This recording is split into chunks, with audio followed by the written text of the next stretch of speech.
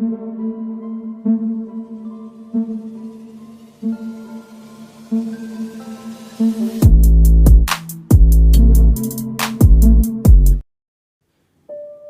दोस्तों, scary story official में आप सबका स्वागत है। आज की कहानी की तरफ बढ़ने से पहले चैनल को सब्सक्राइब कर लीजिए और अगर कहानी अच्छी लगती है तो प्लीज़ लाइक एंड कमेंट करना मत भूलिएगा। तो आज की कहानी बहुत ही ज़्यादा डरावनी होने वाली है और बहुत ही खौफनाक कहानी है।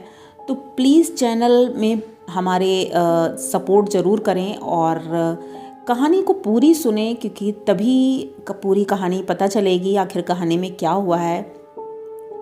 तो कहानी है रवि और आकाश की। रवि और आकाश दोनों एक शादी में जा रहे थे और बहुत खुश थे। अपनी कार से दोनों ड्राइव करके जा रहे थे। साथ में कोई और नहीं था। रवि ड्राइविंग कर रहा था, आकाश बगल वाली सीट में बैठा था। रात बहुत ज़्यादा हो गई थी। 10 बजे का कार्ड में न्योता था, लेकिन ये लोगों को घर से निकलने में ही टाइम लग गया, क्योंकि ऑफिस से लेट आए थे। लगभग 11 बज गया था। अभी ने रास्ते में ही ये थे और अपने फ्रेंड को फ़ोन करके पूछा कि भाई कितना टाइम है। तो उन्होंने बताया कि अभी टाइम है, आप लोग आ सकते हो जल्दी। तो दोस्त की शादी थी तो ये लोग वैसे ही बहुत एक्साइटेड थे कि जाएंगे, खूब मज़े करेंगे, लेकिन लेट होता जा रहा था। इस वजह से थोड़ी सी टेंशन थी, कहीं पार्टी ख़राब ना हो जाए हमारी। तो ये लोग बस बातें करते हुए, गाने सुनते हुए आराम से चले जा रहे थे। तभी अचानक से एक जगह पर आके आकाश रवि से बोलता है कि रवि ज़रा गाड़ी रोकना। तो रवि बोलता है क्या बात है, वैसे ही लेट हो रहा है, गाड़ी क्यों रुकवा रहे हो। तो आकाश कहता है मुझे कंट्रोल नहीं हो रहा है, मुझे टॉयलेट जाना है। तो वो कहता है यार तुम भी बहुत अजीब हो, अब जंगल में कहाँ बाथरूम कहाँ ढूंढेंगे हम लोग, कहाँ पे जाओगे तुम। तो कहता है अरे किसी पेड़ के पीछे चले जाएंगे, क्योंकि बहुत तेज़ लग रही है, मुझे कंट्रोल नहीं हो रहा है।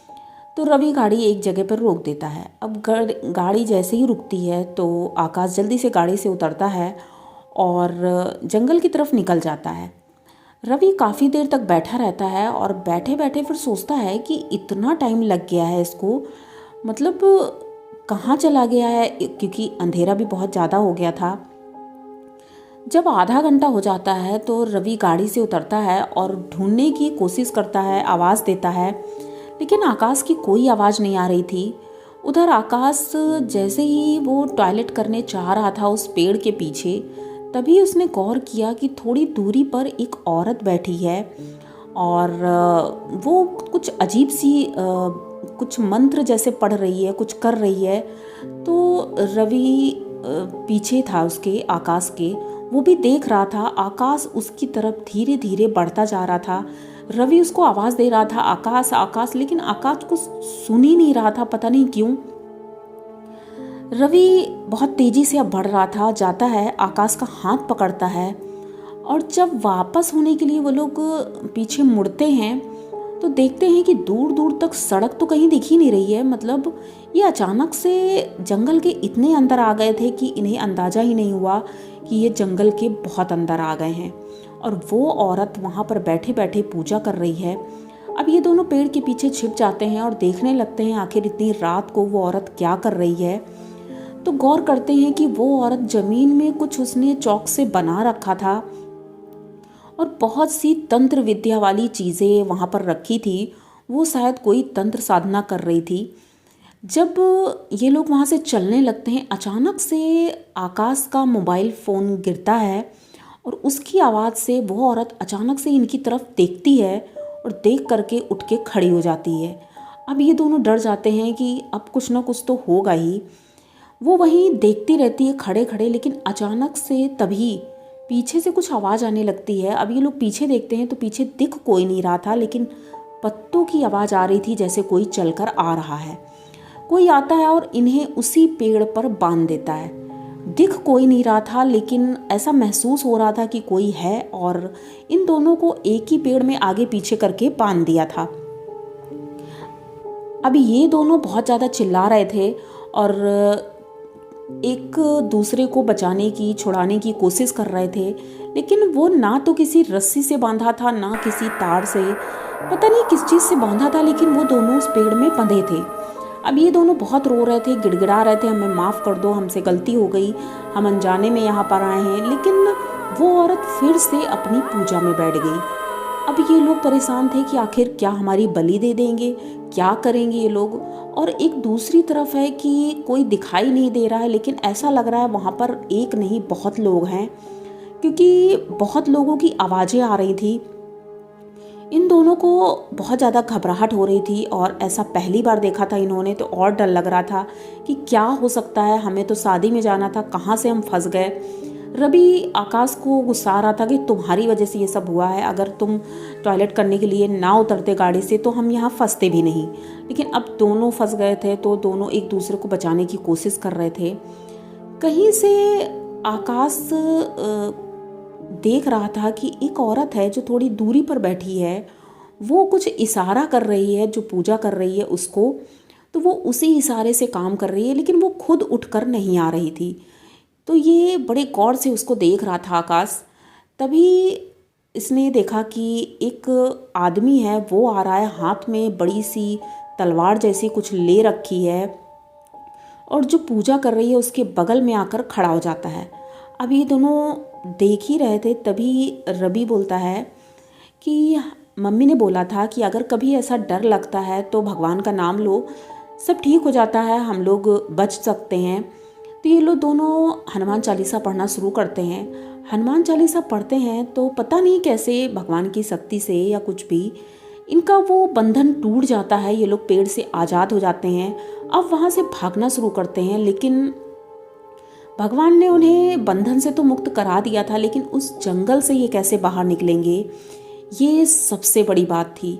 अब ये दोनों भागना शुरू करते हैं, लेकिन जिस तरफ जा रहे थे उस तरफ इन्हें वो शोर सुनाई दे रहा था, जो बहुत सारे लोग उस पूजा में शामिल थे, लेकिन दिख कोई नहीं रहा था। तभी अचानक से वो बूढ़ी डायन जो मेन थी, जो पूजा कर रही थी, वो ठीक सामने आकर खड़ी होती है और हवा में उड़ने लगती है। इतनी तेज़ी से हंस रही थी और कह रही थी कि अब तुम दोनों इस जंगल से बचकर बाहर नहीं जा सकते हो।